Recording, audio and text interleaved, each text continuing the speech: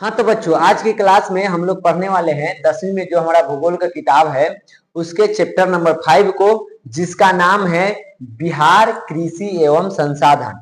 इस क्लास में हम लोग इस चैप्टर से जो भी ऑब्जेक्टिव क्वेश्चन बनने वाले हैं जो कि एग्जाम के दृष्टि से महत्वपूर्ण होंगे, उसी को एक एक करके हम लोग सॉल्व करेंगे। तो पहले सवाल को देखते हैं क्या है।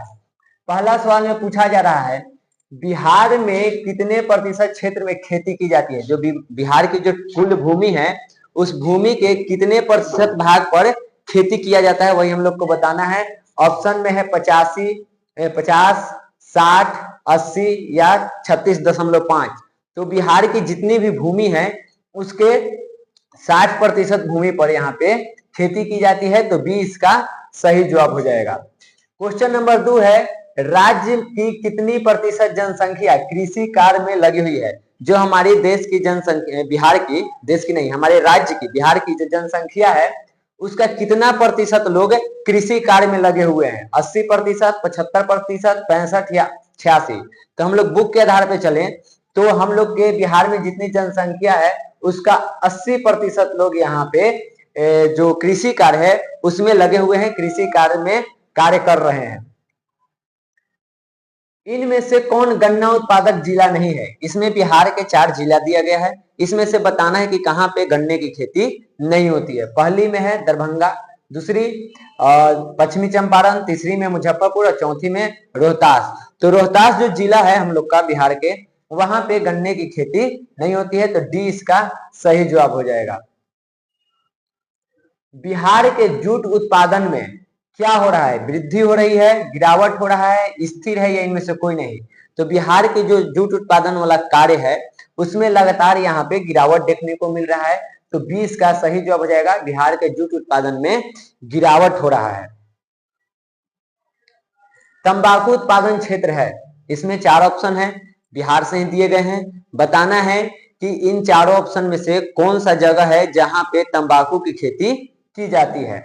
गंगा के उत्तरी मैदान में, गंगा के दक्षिणी मैदान में, हिमालय के तराई में, या गंगा के दियारा में।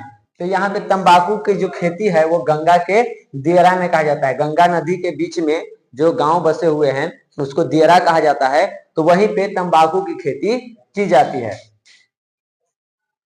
कोसी नदी घाटी परियोजना का आरंभ कब हुआ था वो बताना है। 1950 में, 1948 में, 1952 में या 1954 में। तो कोसी नदी घाटी परियोजना जो है उसका जो शुरुआत अगर देखा जाए तो 1954 में हुआ था, तो यहाँ पे इसका डी सही जवाब हो जाएगा।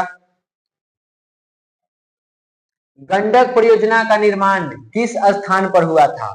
बेतिया में, वाल्मीकि नगर में, मोतिहारी में या छपरा में। तो जो गंडक नदी परियोजना है वो वाल्मीकि नगर में स्थापित हुआ, तो यहाँ पे बी इसका सही जवाब हो जाएगा, वाल्मीकि नगर। बिहार में नहरों द्वारा सर्वाधिक सिंचाई किस जिले में होती है। रोहतास में, सिवान में, गया में या पश्चिमी चंपारण में। बिहार के यहाँ पे 4 जिले दे गए हैं, बताया जा रहा है कि इसमें से कौन सा जिला है जहां पे सबसे ज्यादा नहर से खेती की जाती है, यानी सिंचाई की जाती है नहर से। तो यहाँ पे इसका सही जवाब जो है वो रोहतास जिला हो जाएगा। यहाँ पे सबसे ज्यादा सिंचाई जो है वो नहर से की जाती है। बिहार में कुल कितने अधिसूचित क्षेत्र में वन का विस्तार है। 6374 किलोमीटर, 6370 किलोमीटर, 6380 किलोमीटर या 6350 किलोमीटर। तो इसका जो सही जवाब है वो हो जाएगा 6374 किलोमीटर में यहाँ अधिसूचित क्षेत्र में वन का विस्तार है हमारे बिहार में। कुशेश्वर स्थान किस जिला में स्थित है ये बताना है। ऑप्शन में है वैशाली में, दरभंगा में, बेगूसराय में या भागलपुर में। तो जो कुशेश्वर स्थान है वो बिहार के दरभंगा जिला में स्थित है, तो इसका सही जवाब जो है वो हो जाएगा बी, दरभंगा। क्वेश्चन नंबर 11 में पूछा जा रहा है, कांवड़ झील स्थित है, यानी कांवड़ झील बिहार के किस जिला में है वही हम लोगों को बताना है। दरभंगा में, भागलपुर में, बेगूसराय में या फिर मुजफ्फरपुर में। तो कांवड़ झील जो है वो बेगूसराय में है। इसके बारे में एक व्यक्ति हैं जिनका नाम है सलीम अली, तो वो यहाँ पे कांवड़ झील को पक्षियों का स्वर्ग कहा है। पक्षियों का स्वर्ग कहें कौन? तो सलीम अली, क्योंकि यहाँ पे प्रत्येक वर्ष जो साइबेरियन पक्षी हैं वे सभी यहाँ पे आते हैं, तो इस चीज को देखते हुए वो इनको पक्षियों का स्वर्ग कहा है कांवर झील को। तो यहाँ पे प्रवास पक्षी भी आते रहती है। तो जो सवाल पूछा गया था कांवर झील स्थित कहाँ है, तो बी इसका जो सी में बेगूसराय ऑप्शन है वो सही जवाब हो जाएगा, बेगूसराय। संजय गांधी जैविक उद्यान किस नगर में स्थित है? राजगीर में, बोधगया में, बिहार शरीफ में या पटना में? तो हम लोग के पटना का जो चिड़ियाघर है, जो जू है, उसी का नाम है संजय गांधी जैविक उद्यान। तो ये जो चिड़ियाघर है वो पटना में स्थित है, तो यहाँ पे इसका डी सही जवाब हो जाएगा, पटना। मंदार पहाड़ी किस जिले में है? मुंगेर में, भागलपुर में, बांका में या बक्सर में? तो जो मंदार पहाड़ी है वो बांका जिले में स्थित है, तो यहाँ पे सी इसका सही जवाब हो जाएगा। बिहार में कितने जिले हैं? 32, 34, 36 या 38? तो बिहार में जो कुल जिलों की संख्या है वो 38 है, तो यहाँ पे बी इसका सही जवाब हो जाएगा। बिहार का कौन जिला जूट का सबसे बड़ा उत्पादक है? बिहार में बड़ी मात्रा में यहाँ पे जूट की खेती की जाती है, लेकिन यहाँ पे पूछा जा रहा है कि किस जिला में सबसे ज्यादा जूट का खेती होता है। ऑप्शन में है गया, भोजपुर, पूर्णिया या कैमूर। तो सबसे ज्यादा जो जूट का उत्पादन करता है वो पूर्णिया जिला है, तो यहाँ पे सी इसका सही जवाब हो जाएगा, पूर्णिया। निम्नलिखित में से कौन सी तिलहन खरीफ फसल है? हम लोग ऐसे जानते हैं कि तिलहन जो है वो रबी फसल में आती है, जैसे कि उसमें हम लोग देखें तो सरसों हो जाता है, उसके बाद इसी का एक प्रजाति है राई, फिर तोरी, उसके बाद एक तीसी होता है। तो ये सभी जो है ये सभी के सभी रबी फसल हैं, लेकिन यहाँ पे पूछा जा रहा है कि कौन सा तिलहन खरीफ फसल है, तिल, सूरजमुखी या मूंगफली? तो ये तीनों जो दिए गए हैं ये सभी रबी फसल में नहीं आते हैं, बल्कि ये सभी खरीफ फसल में आते हैं, तो यहाँ पे डी सही हो जाएगा। इनमें से सभी तिल, सूरजमुखी, मूंगफली ये सभी खरीफ फसल में आते हैं और तिलहन में भी आते हैं, जबकि सरसों, राई, उसके बाद तोरी हो गया, तीसी हो गया, ये सभी जो है वो रबी फसल के अंतर्गत आते हैं। बिहार में प्रायः कैसी मिट्टी पाई जाती है? लाल मिट्टी, काली मिट्टी, जलोढ़ मिट्टी या लेटेराइट मिट्टी? तो बिहार में जिस मिट्टी का विस्तार है वो है जलोढ़ मिट्टी, तो सी इसका सही जवाब हो जाएगा। अगला क्वेश्चन को देखते हैं। बिहार के किस नदी की उत्पत्ति अमरकंटक से हुई है? पुनपुन नदी की, कोसी नदी की, सोन नदी की या गंडक नदी की? तो जो सोन नदी है वो भी अमरकंटक से निकलती है, तो यहाँ पे सी इसका सही जवाब हो जाएगा, सोन नदी।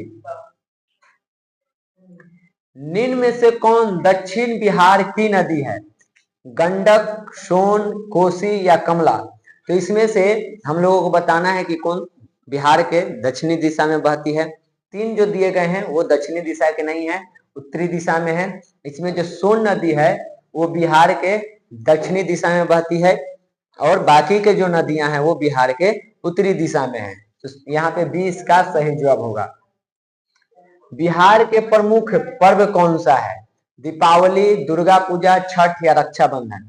ऐसे देखा जाए तो जो चार ऑप्शन दिए गए हैं ये चारों पर्व ही हमारे राज्य में मनाए जाते हैं, बिहार के लिए प्रमुख पर्व है। लेकिन यहाँ पे अगर पूछा जा रहा है कि प्रमुख पर्व कौन सा है, तो हम सभी जानते हैं कि बिहार के लिए सबसे प्रमुख पर्व जो है वो छठ होता है। छठ को बिहारियों की आत्मा कहा जाता है। ये तो एक तरह से इसके बारे में अगर बात किया जाए तो बहुत लंबा हो जाएगा। तो छठ हम बिहारियों के लिए सबसे बड़ा महापर्व होता है, तो यहाँ पे सी जो है वो सही जवाब हो जाएगा, छठ है। बिहार में कौन बाढ़ प्रवण क्षेत्र है? यानी बिहार में कौन सा क्षेत्र है बिहार का जो हमेशा बाढ़ से ग्रसित रहता है?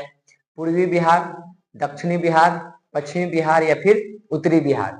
तो बिहार का जो उत्तर वाला दिशा है उस तरफ हमेशा बाढ़ आते रहता है, तो बाढ़ प्रवण क्षेत्र जो है वो उत्तर बिहार हो जाएगा। सूखे से पूछा जाए तो सूखे से ग्रस्त हमारा दक्षिण बिहार रहता है। तो बाढ़ प्रवण क्षेत्र पूछा गया है तो डी इसका सही जवाब हो जाएगा उत्तरी बिहार। बिहार की प्राचीनतम नदी घाटी परियोजना कौन सा है वो बताना है। सोन परियोजना, गंडक परियोजना, कोसी परियोजना या फिर दामोदर परियोजना। तो बिहार में सबसे पहले जो नदी घाटी परियोजना की शुरुआत हुई वो है सोन परियोजना। तो यहाँ पे ए जो है इसका सही हो जाएगा, यही सबसे प्राचीनतम नदी घाटी परियोजना है बिहार में। किस देश की सीमा बिहार से जुड़ी हुई है। यहाँ पे 4 ऑप्शन दिए गए हैं, बताना है इसमें से कौन सी देश है जो बिहार के साथ अपना सीमा साझा करती है। पहला में यहाँ पे नेपाल, दूसरा है भूटान, तीसरा है बांग्लादेश और चौथा है चीन। तो बिहार के साथ जो सीमा साझा करने वाला देश है वो है नेपाल। तो ए यहाँ पे इसका सही जवाब हो जाएगा। ककोलत जलप्रपात बिहार के किस जिला में स्थित है। पटना में, नवादा में, मुंगेर में या फिर नालंदा में। तो जो ककोलत जलप्रपात है जो कि एक पर्यटक स्थल भी है, ये बिहार के नवादा जिले में स्थित है। तो बी इसका सही जवाब हो जाएगा, नवादा। उसके बाद इस चैप्टर से जो अंतिम महत्वपूर्ण क्वेश्चन बनने वाला है वो ये है कि कांवड़ झील को किसने पक्षियों का स्वर्ग कहा था। Doctor APJ Abdul Kalam, doctor Salim Ali, Pandit Jawaharlal Nehru या जयप्रकाश नारायण। तो अभी इसके बारे में हम लोग चर्चा किए हैं कि जो बिहार में जो कांवड़ झील है बेगूसराय में, वहां पे साइबेरियन पक्षी आती है, प्रवासी पक्षी के रूप में यहाँ आती है। और इसी को देखते हुए जो डॉक्टर सलीम अली हैं उन्होंने कांवड़ झील को पक्षियों का स्वर्ग कहा है। तो यहाँ पे 20 का सही जवाब हो जाएगा, डॉक्टर सलीम अली। तो इस चैप्टर से हम लोगों को इतना ही महत्वपूर्ण क्वेश्चन बनता है। आशा किया जाता है कि अगर इस चैप्टर से सवाल बने तो इससे बाहर ना आए।